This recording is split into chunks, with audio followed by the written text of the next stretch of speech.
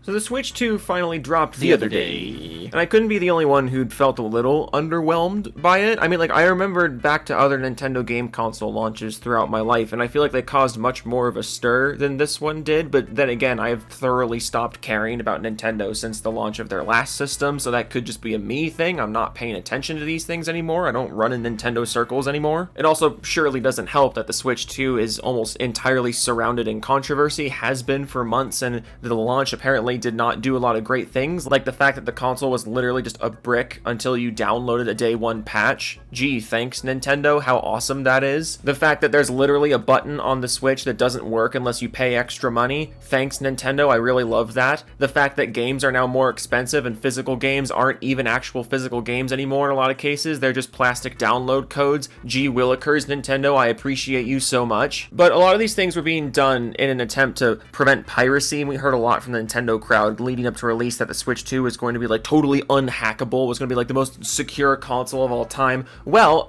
within hours of the thing coming out, this happened. The first userland ROP-chain exploit on the Switch 2, posted at 3:33 p.m. on launch day. And I think that is a new record. And because fucking Grok can explain this better than me, I'm just gonna read out this screenshot that quickly explains what this actually means so we can get into the meat and potatoes of this video. Because the meat and potatoes of this video is not gonna be the simple fact that the Switch was hacked. It's going to be the fact that a bunch of Nintendo fanboys are losing their minds over it, and it's hysterical. But first, just so we're all on the same page, here's how this actually works, according to Grok. Noble lords and ladies, hear this tale of cunning. The Switch 2, a grand castle, guards its treasures with high walls, yet a rogue hath found a servant's gate to its userland, not the throne room. With a ROP chain like whispers linked in secret, he bends the castle's own rules to host unauthorized feasts. This may bring new banners and preserve old songs, but risks piracy, treachery, and broken oaths.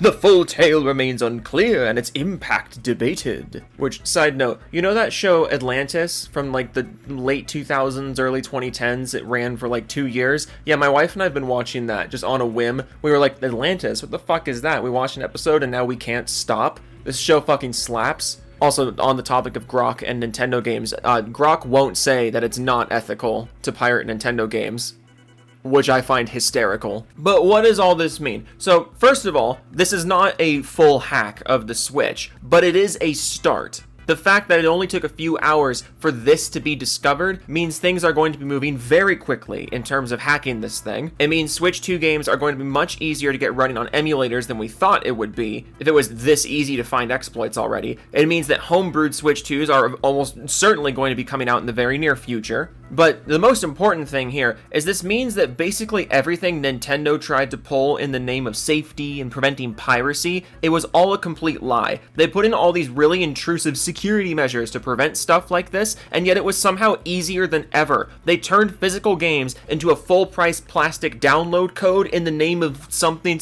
preventing piracy, and yet they did nothing to actually prevent piracy. They make it so they're now allowed to brick your console for basically any reason if they think you're doing something nasty. But they did nothing to actually prevent the nastiness. They're just taking parts of your consumer rights away in the name of protecting you, and then do nothing to protect you, other than just take your rights away, basically. They're taking things away from you with nothing in return. Nintendo is absolutely full of shit, and all of the nonsense they've pulled leading up to the launch of this console was 100% just to take advantage of you. It had nothing to do with making the experience safer, it had nothing to do with making anything better for you, and either they were straight up lying about the reasons for all this, or they genuinely thought that was the reason they were doing it, and they're just laughably incompetent. Either way, they brought it on themselves. Nintendo provided the incentive for this kind of thing to be discovered so quickly with the disrespect that they treat their fan base with. They completely brought this on themselves. What happens next? I don't know. I don't know where this leads. It's not going to stop here, I can guarantee you that. But again, this video is not about Nintendo specifically. It's not about the hacking situation. It's about the absolute comedy that comes from Nintendo fanboys who see this as the worst thing ever, despite it being done more or less in the name of your consumer rights. But, you know, Gotta defend the corporation. Dury Martin responds and says, so much effort against Nintendo. Why not redirect efforts towards worser companies like McDonald's, or build your own consoles to do your dirty deeds on? It isn't only about protecting assets. A very large percentage of gamers desire an age where there is a 0% chance of ever seeing hackers/bots in our digital playgrounds, yet hackers persist to insist otherwise. Why is that? So, first of all, we're not redirecting efforts towards McDonald's because McDonald's doesn't make game consoles, you fucking moron. It's like game company is being shitty, and the people who would buy things from that shitty game company get mad about it, but then you swoop in like, yeah, well, what about this food company? They're worse. My boy, the food company isn't making the Switch 2. You can literally justify any corporation's behavior with this logic. Because what if I think there's a company worse than McDonald's? Which, of course, there is. There's always going to be a worse company. There's always going to be a worse corporation. Does that mean we can't criticize the ones who are not the worst ever? What the fuck is this logic? Why do you people bend over backwards to defend Nintendo? It's so strange. And what else do you say? Oh, why don't you build your own console? Yes, I'll go build my own console. I'll just go down to the garage and build my own console. What? This last part also is what gets me. Oh, a large percentage of gamers, we want a world where there's no hackers or bots. If I hack the Switch 2, though, to use the Switch 2 in whatever way I want it to, in the comfort of my own home, with single-player games or emulating old games or running custom software, how does that affect your experience? I could be doing this shit right now, and you would never know about it, because that's not how it works. It's like when people complain about mods in single-player games, like, why are you ruining the game? It's like, you don't have to experience this, though. It's optional content made by the user in an offline experience.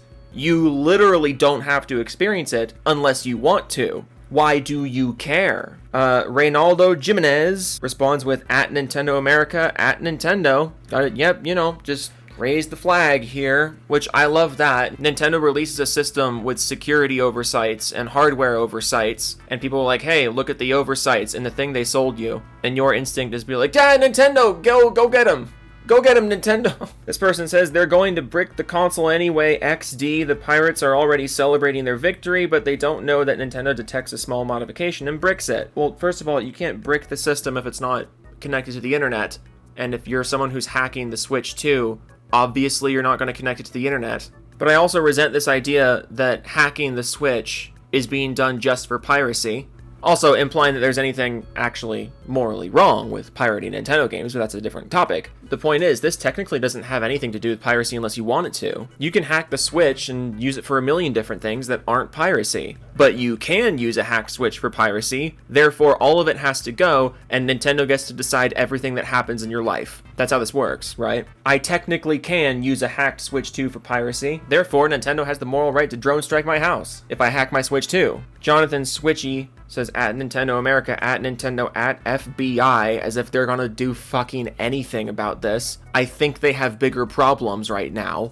Ozymandias ratios the shit out of him with just cuck, and then Jonathan responds, cry more, broke loser, with like $5 million worth of Switch 2 stuff. So, let me get this straight.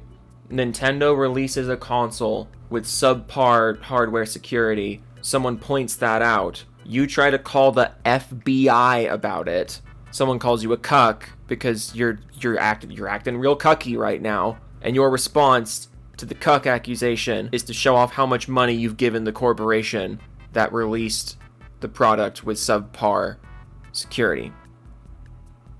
I don't even have a good joke. This is just pathetic. Here's another one. Peaches says, at Nintendo America, at Nintendo Europe. Serious Felix says, fanboys like you will be the death of consumer rights. Peaches says, piracy isn't a consumer right. I mean, it is part of your consumer rights, though. It's an alternative to doing what the corporation says, and it is almost always done as a way to keep the corporation in check. This quote from Gabe is extremely true, and it always will be true. There's a reason why his company gets in the shits so much less than your favorite company. Here's a fun one. Shadowed Knight says, Nintendo deserves this. Price hikes attacking Palworld. Hope they enjoy all the humble pie coming their way. The Game People says, Palworld had it coming. Nintendo is allowed to do some of the most scummy legal nonsense in gaming history to try and get rid of one of their competitors instead of just making a good game, Palworld had it coming. That's what you have to say about this. My God. Bolts and Halo says entitlement syndrome. People feel their hatred of Nintendo justifies them stealing. Like, this doesn't have anything to do with stealing. You can use it for stealing if you want, but it's much bigger than that. You can't understand that because it's not exactly 100% what Nintendo told you you're allowed to like, so the whole thing must be terrible. Unlike the rest of us who lead responsible lives and pay for our own things, you heard it here, if you've ever pirated a game, you don't lead a responsible life or pay for your own stuff. They feel they deserve to get things free because of some perceived injustice. They do mental gymnastics to explain. It doesn't take mental gymnastics to explain the fact that Nintendo openly does not respect you and openly tries to take advantage of you, and therefore you probably shouldn't give them money to ensure they keep doing this behavior. That is not mental gymnastics. That's like the most straightforward thing ever. And then I scrolled down a little further, and the guy who said Palworld has it coming also said play how it was intended of being played at Nintendo America, at Reggie, at the True Browser. Also, why'd you tag Reggie? Like, Reggie's not with Nintendo anymore. He's got nothing to do with this.